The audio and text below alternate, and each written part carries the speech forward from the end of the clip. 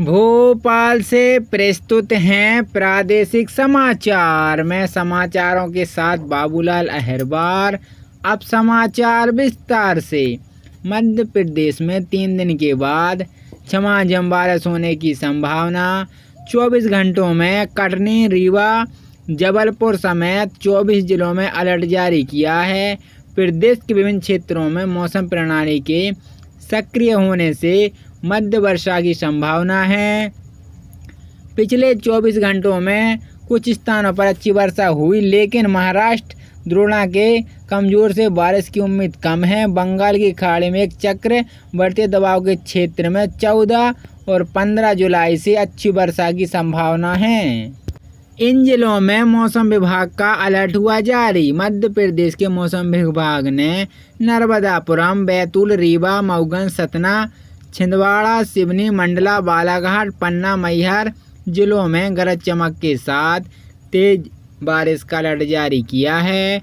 वहीं भोपाल, विदिशा, रायसेन, सीहोर, राजगढ़, हरदा, बुरहानपुर, खंडवा, खरगोन, बड़वानी, अलीराजपुर, झाबुआ, धार, इंदौर, रतलाम, उज्जैन, देवास, शाजापुर, श्योपुर कला, सिंगरौली, सीधी, अनूपपुर, शहडोल, उमरिया, डिंडोरी, कटनी, जबलपुर, नरसिंहपुर, दमोह, सागर, छतरपुर, टीकमगढ़, निवाड़ी जिलों में गरज चमक के साथ हल्की बारिश होने का अलर्ट जारी किया है। मध्य प्रदेश की राजधानी भोपाल में जिला प्रशासन ने एक आदेश जारी किया है। इस आदेश में राजा भोज एयरपोर्ट के आसपास के इलाकों में लेजर बीम लाइट, आसमानी आतिशबाजी और ड्रोन पर पूर्ण प्रतिबंध लगा दिया है। यह फैसला विमान की सुरक्षा के दृष्टिगत लिया गया है। कलेक्टर कौशेंद्र विक्रम सिंह ने बताया, आदेश तत्काल प्रभाव से लागू कर दिया है। बता दें कि इससे पहले आदेश धारा 144 के तहत जारी किए गए थे, मगर अब BNS के तहत ये आदेश जारी किए गए हैं। मध्य प्रदेश निवेश को प्रोत्साहित करने के लिए मुख्यमंत्री डॉक्टर मोहन यादव द्वारा वर्ष 2025 को उद्योग वर्ष घोषित किया गया है। फरवरी 2025 में भोपाल में invest Madhya Pradesh global invest summit 2025 का आयोजन प्रस्तावित है। इसके लिए देश के अलग अलग राज्यों में जाकर निवेशकों को प्रदेश में निवेश करने के लिए निमंत्रण किया जा रहा है। प्रदेश में शिक्षा, उच्च शिक्षा की स्थिति को लेकर कांग्रेस के प्रदेश अध्यक्ष जीतू पटवारी ने CM डॉक्टर मोहन यादव से 10 सवाल किए हैं। उन्होंने कहा कि मुख्यमंत्री बनने से पहले उच्च शिक्षा मंत्री थे, लेकिन उस समय हाई एजुकेशन मॉडल में सुधार आया, अब दिख रहा है। उच्च शिक्षा के क्षेत्र में कब होगा सुधार? जीतू पटवारी ने एक्स पर लिखा है कि आदरणीय मुख्यमंत्री जी, आप शायद भूल रहे हैं, लेकिन जनता को याद है कि पिछले सरकार आप उच्च शिक्षा मंत्री थे। यह आपकी प्राथमिक व बुनियादी जिम्मेदारी थी कि मध्य प्रदेश की हाई एजुकेशन न केवल बेहतर हो बल्कि परंपरागत समस्याओं से मुक्ति पा लें। दुर्भाग्य से ऐसा नहीं हो पाया। अब जबकि आप मध्य प्रदेश के मुख्यमंत्री हैं, पहले की तुलना में अब कहीं ज़्यादा अधिकार संपन्न हैं।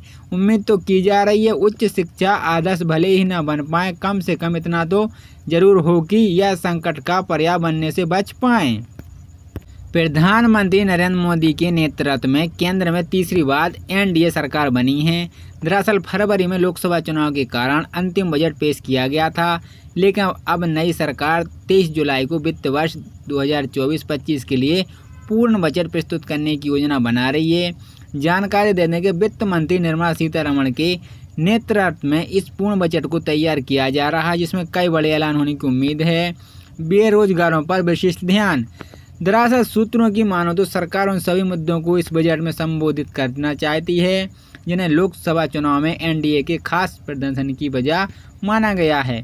विशेष रूप से युवाओं में बेरोजगारी की समस्या को हल करने पर ध्यान केंद्रित किया जाएगा। प्रधानमंत्री नरेंद्र मोदी इस मुद्दे पर कुछ प्रमुख अर्थशास्त्रियों से मुलाकात की है। इस बैठक में वित्त मंत्री निर्मला सीतारमण भी उपस्थित थी। वहीं सूत्रों का कहना है कि इस बैठक में हुई चर्चाओं का असर बजट में दिखाई देगा। मध्य प्रदेश के उप मुख्यमंत्री जगदीश देवड़ा ने कांग्रेस द्वारा भाजपा सरकार पर उठाए जा रहे आरोप पर पलटवार करते हुए कहा है, कांग्रेस अपने हार से बौखलाई हुई है और वो इस समय विचलित है, इसलिए इस तरह की बात करती है। पहले वो अपने गिरेवा में झांक कर देखें फिर बोलें। मध्य प्रदेश की भाजपा सरकार द्वारा सरकारी कॉलेज विश्वविद्यालय ड्रेस कोड लागू करने के विचार पर कांग्रेस ने विरोध की बात कही है। उनके विधायक आरिफ मसूद ने कहा कि यदि वे नियम हमारे समाज की बच्चियों पर थोड़ा गया हो और हम इस विरोध करें तो इसी तरह कांग्रेस ने भाजपा सरकार के नया विमान खरीदने के लिए फैसले का विरोध किया है। कांग्रेस का कहना है कि सरकार पहले में कर्ज में डूबी है और उसके बाद ही विमान खरीदकर फिजूल खर्चा की जा रहा है। ग्वालियर में 2 दिन में हृदय विदारक सड़क दुर्घटना में 7 लोगों की जान चली गई, जिसमें बच्चे शामिल हैं। 2 की घटना मौत का कारण तेज रफ्तार भगाते ट्रक बने। कल सुबह पुरानी छावनी क्षेत्र में हाईवे पर हादसा हुआ, जहां एक ट्रक ने ऑटो को रौंद दिया, जिसमें 4 लोगों की मौत हो गई।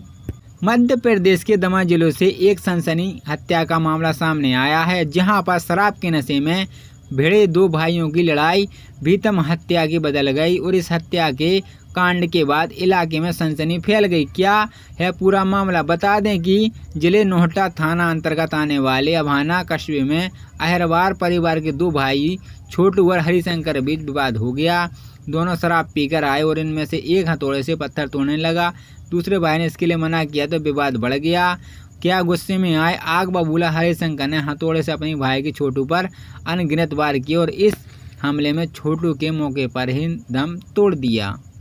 जन्माष्टमी हिंदू धर्म का एक प्रमुख त्यौहार है, जो भगवान कृष्ण के जन्म का उत्सव मनाता है। यह त्यौहार हर साल भाद्रपद मास की अष्टमी तिथि को मनाया जाता है। इस साल जन्म अष्टमी 26 अगस्त 2024 को मनाई जाएगी। इस दिन लोग अपने घरों में रंगोली, दीपक और फूलों से सजाते हुए भगवान कृष्ण की पूजा अर्चना की जाती है।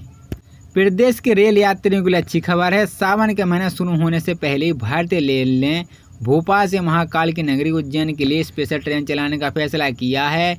आज गुरुवार से गाड़ी संख्या 09313 और 09314 रोजाना भोपाल उज्जैन भोपाल के लिए 1 सितंबर तक चलेगी। इसके साथ ही जबलपुर श्री माता वैष्णो देवी कटरा जबलपुर स्पेशल ट्रेन चलेगी। इससे वैष्णो देवी जाने वाले भक्तों को लाभ मिलेगा। इस सभी ट्रेनों का रूट शेड्यूल नीचे दिया गया है, यात्री बुक से पहले से चेक कर सकते हैं। भारत और श्रीलंका के बीच में आने वाला क्रिकेट सीरीज को शेड्यूल जारी कर दिया है। दरअसल श्रीलंका क्रिकेट बोर्ड ने गुरुवार को 3 वनडे और 3 T20 मैचों का श्रृंखला का शेड्यूल जारी किया है। पहला T20 मुकाबला 26 जुलाई को पल्लेकेले में खेला जाएगा। इस सीरीज से पहले श्रीलंका के T20 कप्तान बनानीधु हरसंघा ने अपनी कप्तानी छोड़ दी है। गंभीर का पहला कार्यक्रम दरअसल इस दौरान भारतीय टीम के नए हेड कोच गौतम गंभीर के लिए पहला असाइनमेंट होगा। गंभीर ने हाल ही में भारतीय टीम के हेड कोच का पदभार संभाला। 42 वर्षीय गंभीर ने राहुल द्रविड़ की जगह ली है, जिनका कार्य T20 वर्ल्ड कप के बाद समाप्त हुआ है। गंभीर का कार्यकाल जुलाई 2027 तक रहेगा। प्रधानमंत्री नरेंद्र मोदी द्वारा एक पेड़ मां के नाम अभियान का आह्वान किया गया है, जहां देश भर में इस अभियान के तहत पौधारोपण किए जा रहे हैं। मध्य प्रदेश में 5.5 करोड़ पौधे रोपण का लक्ष्य निर्धारित किया गया, जिसमें 51 लाख पौधारोपण अकेले इंदौर में जिला कर रहा है। केंद्रीय गृह मंत्री की सुरक्षा व्यवस्था का लिया जायजा। वहीं 14 जुलाई को एक पेड़ मां के नाम अभियान में शामिल होने के लिए गृह मंत्री अमित शाह इंदौर आ रहे हैं, जहां अटल बिहारी वाजपेयी कला वर्ग महाविद्यालय पर परिसर में प्रतीक्षा पौधारोपण करेंगे, जिसकी तैयारी जायजा लेने बुधवार को पुलिस कमिश्नर राकेश गुप्ता भी रहेंगे।